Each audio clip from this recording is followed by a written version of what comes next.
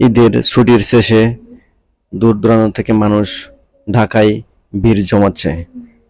তারই একটি অংশবিশেষ আপনাদেরকে দেখাবো। দেখেন, এটা হলো কমলাপুরের দৃশ্য। আজকে আমি এই ভিডিওটা ধারণ করেছি অনেক দূর থেকে, তাই হয়তো আপনারা ক্লিয়ার দেখতে পারবেন না। তাও আমি চেষ্টা করব পুরা ভিডিও ফুটেজটা আপনাদেরকে দেখাতে। দেখেন গাড়ি থেকে মানুষগুলা কিভাবে নামছে, আর দেখেন দুইটা রেলগাড়ি দুইটা রেলগাড়ির মাঝখানে কত মানুষ জমাট বেঁধে আছে। রেলগাড়ি থেকে এভাবেই মানুষ নামতাছে তাদের গন্তব্যে পৌঁছার জন্য।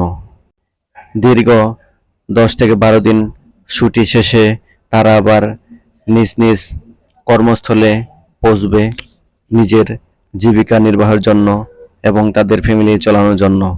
তাই দেখেন কত কষ্ট করে তারা এভাবেই গাড়িতে উঠে আসছে।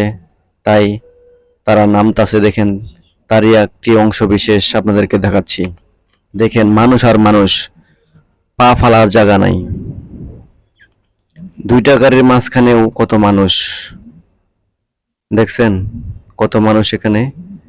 মানুষ শুধু নামতে আছে নামতে আছে, এদের স্থান কিন্তু এক জায়গায় না।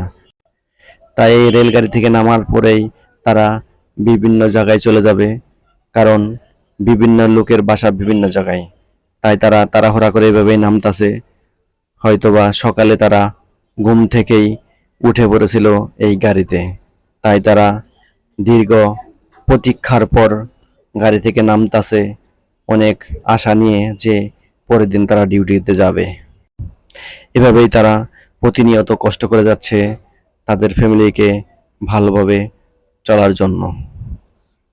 তাই ঈদ শেষেই এভাবেই কিন্তু তারা আবার ঢাকাতে আসছে। একটা ফ্যামিলির জন্য তারা একটা হাতিয়ার।